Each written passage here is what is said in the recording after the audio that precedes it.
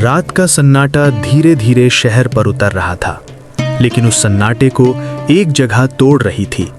पहाड़ी पर बनी एक भव्य हवेली जो हजारों दियों और मशालों की रोशनी में चमक रही थी। ये हवेली थी शहर के सबसे अमीर और सबसे घमंडी व्यापारी जफर अली की। उसकी दौलत की चर्चा दूर दूर तक होती थी, लेकिन उससे भी ज़्यादा मशहूर था उसका अहंकार। उस रात हवेली के अंदर एक शानदार दावत सजी थी। बड़े बड़े व्यापारी, जमींदार, सरदार और अधिकारी वहां मौजूद थे। चांदी की थालियों में परोसे गए पकवान, विदेशी फल, मीठी शराब और महंगे इत्र की खुशबू पूरे माहौल को और भी शाही बना रही थी। हर कोई जफर अली की तारीफ कर रहा था, कुछ दिल से और कुछ उसके डर या लालच में। जफर अली बीच में बैठा था, रेशमी कपड़ों में लिपटा हुआ। उसकी उंगलियों में जड़े कीमती पत्थर मशालों की रोशनी में चमक रहे थे। वो हर बात में अपनी अमीरी और समझदारी का जिक्र करता, जैसे दुनिया में उससे बड़ा कोई ना हो। कुछ देर बाद उसने अपनी सबसे बड़ी शान दिखाने का फैसला किया।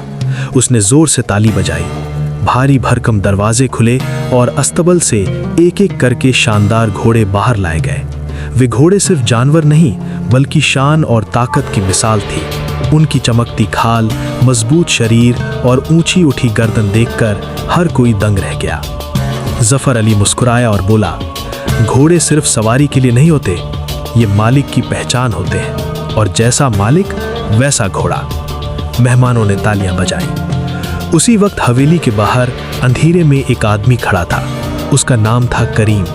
करीब 30 साल का होगा, लेकिन हालत ऐसी कि उम्र का अंदाजा लगाना मुश्किल था।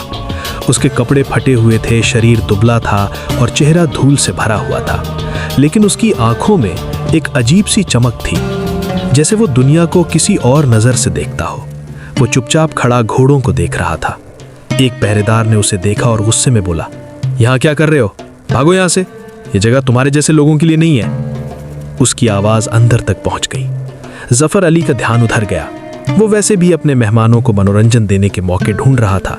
उसने हाथ उठाकर पहरेदार को रोका और कहा, रुको, उसे अंदर आने दो। आज की महफिल में थोड़ा मजा भी होना चाहिए। मेहमानों के चेहरों पर मुस्कान फैल गई। करीम धीरे धीरे अंदर आया। उसके कदम भारी थे, लेकिन उसकी नजरें सीधी थीं। वो किसी से डरा हुआ नहीं लग रहा था। जफर अली ने उसे ऊपर से नीचे तक देखा और हंसते हुए बोला, स्वागत है बड़े व्यापारी। बताओ, क्या खरीदने आए हो, या हमें सिखाने आए हो कि घोड़े कैसे पहचाने जाते हैं? महफिल में ठहाके गूंज उठे, लेकिन करीम चुप रहा। उसकी खामोशी जफर अली को चुभ गई। उसने अपने अस्तबल के मुखिया को इशारा किया। कुछ ही देर में एक बहुत ही कमजोर, बीमार और लंगड़ा घोड़ा लाया गया। उसकी हालत इतनी खराब थी कि वो खड़ा भी मुश्किल से हो पा रहा था। उसकी खाल जगह जगह से झड़ चुकी थी, पसलियां साफ दिखाई दे रही थीं। जफर अली ने हंसते हुए कहा, ये घोड़ा तुम्हारे लिए बिल्कुल सही है, इसे ले जाओ, ये तुम्हारी तरह ही बेकार है। सब लोग हंस पड़े। किसी ने कहा, गरीब को गरीब ही सूट करता है। करीब आगे बढ़ा। उसने बिना कुछ कहे रस्सी पकड़ ली। फिर वो धीरे से घोड़े के पास गया। उसने अपना हाथ उसके माथे पर रखा और बहुत ही नरमी से उसकी नाक के पास सांस ली। घोड़े ने हल्का सा सर उठाया। ये एक छोटा सा पल था, लेकिन उसमें कुछ बदल गया था। करीम ने जफर अली की तरफ देखा। उसकी आंखों में गुस्सा नहीं था, बल्कि दया थी। उसने शांत आवाज में कहा, जो चीजें तुम्हें बेकार लगती हैं, उनमें भी कभी कभी खजाना छिपा होता है। फर्क सिर्फ देखने वाली नजर का होता है। यह कहकर वो घोड़े को लेकर वहां से चला गया। पीछे से फिर हंसी गूंजी, लेकिन कुछ लोग खामोश भी हो गए थे। करीम शहर से दूर निकल गया। वो एक पुराने खंडहर के पास रुका, जहां एक छोटा सा पानी का सोता बह रहा था। उसने वहीं अपना ठिकाना बना लिया। अगली सुबह से उसने घोड़े का इलाज शुरू किया। उसके पास पैसे नहीं थे, लेकिन उसके पास ज्ञान था, रेगिस्तान की जड़ी बूटियों का, जानवरों की समझ का और सबसे जरूरी धैर्य का। उसने सबसे पहले घोड़े की पैर की जांच की। उसे समझ आया कि नाल गलत तरीके से ठोकी गई थी, जिससे घोड़े को महीनों से दर्द हो रहा था। उसने सावधानी से नाल निकाली। घोड़ा कांपा, लेकिन फिर पहली बार राहत से खड़ा हुआ। इसके बाद उसने उसकी त्वचा का इलाज शुरू किया। हर दिन वो जड़ी बूटियां लाता, मरहम बनाता और घोड़े के शरीर पर लगाता। कई बार घोड़ा दर्द से बेचैन हो जाता, लेकिन करीम उसे शांत करता, उससे बातें करता। दिन बीतते गए।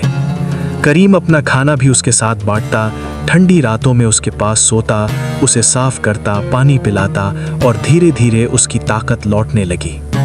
कुछ हफ्तों बाद उसकी खाल ठीक होने लगी, नए बाल उगने लगे और उनका रंग अजीब सा चांदी जैसा था। सूरज की रोशनी में वो चमकते थे। करीम ने उसका नाम रखा शम्स। महीनों की मेहनत के बाद शम्स पूरी तरह बदल चुका था। वो अब सिर्फ एक घोड़ा नहीं बल्कि ताकत, सुंदरता और रफ्तार का प्रतीक बन चुका था। उधर जफर अली की दुनिया बिखर रही थी। उसके जहाज समुद्र में डूब गए, व्यापार में नुकसान हुआ, उसके कई साथी उसे छोड़कर चले गए, उसके घोड़े बीमार पड़ गए और मरने लगे। एक दिन शहर में एक बड़ी घुड़दौड़ का ऐलान हुआ। जीतने वाले को इतनी दौलत मिलने वाली थी कि जफर अली अपनी सारी परेशानियों से बाहर निकल सकता था। उसने एक महंगा घोड़ा खरीदा और पूरी उम्मीद उसी पर लगा दी। दौड़ का दिन आया। रेगिस्तान के किनारे हजारों लोग जमा थे, सभी प्रतियोगी तैयार थे। तभी एक सवार आया, साधारण कपड़ों में, लेकिन उसका घोड़ा चमकता हुआ चांदी जैसा। सबकी नजर उसी पर टिक गई। दौड़ शुरू हुई। शुरुआत में जफर अली का घोड़ा आगे था, लेकिन धीरे धीरे वो थकने लगा। रेगिस्तान की गर्मी और लंबी दूरी ने उसकी ताकत खत्म कर दी। तभी वो चांदी का घोड़ा हवा की तरह आगे बढ़ा। कुछ ही पलों में उसने सबको पीछे छोड़ दिया। वो जीत गया। जब सवार से चेहरा दिखाने को कहा गया तो सब हैरान रह गए। वो करीम था। जफर अली के पैरों तले जमीन खिसक गई। वो दौड़कर उसके पास गया और बोला, ये घोड़ा मुझे बेच दो, मैं तुम्हें जितना कहोगे उतना दूंगा। करीम मुस्कुराया। उसने कहा, क्या तुम वही घोड़ा खरीदना चाहते हो जिसे तुमने कभी मेरे अपमान के लिए मुझे दे दिया था? जफर अली खामोश हो गया। करीम ने घोड़े की गर्दन पर हाथ फेरा और कहा, तुमने इसमें सिर्फ कमजोरी देखी थी, मैंने इसमें उसकी असली पहचान देखी।